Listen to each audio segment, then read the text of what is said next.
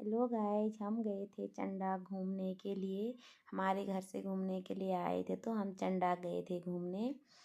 और बच्चे दौड़ दौड़ के पहुंच गए थे झूला में। वो झूला झूलने के लिए हो रही थी बच्चों को। छोटे छोटे बच्चे थे तो साथ में बच्चों को बस झूला ही चाहिए होता है। और हमने कहा बहुत झूल लिया, चलो इनको वापस भी जाना है।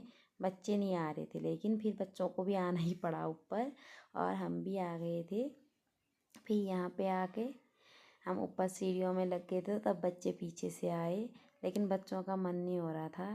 मनु से हाय करो कह रहे थे तो वो हाय कर रहा था और अच्छे से कर कह रहे थे उसका। और उसमें साइकिल चलाने का मन हो रहा था। इस्ता से भी कह रहे थे हाय कर, तो इस्ता भी हाय कर रही थी।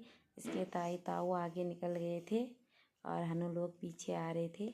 हम चले गए थे लेकिन बच्चों का मन नहीं हो रहा था यहाँ से जाने का। लेकिन इस टाइम बहुत धूप हो रही थी तो ये थक गई थी, ये बैठ गई थी नीचे। यहाँ पे बैठ गई थी, थोड़ी देर बैठ के फिर आ गई थी ये। लेकिन धूप दोपहर के टाइम पे गए थे तो हम, बहुत ही ज़्यादा धूप थी। यहाँ पे आप भी बनी देख रही थी। फिर बनी देख के हम आगे निकल गए थे।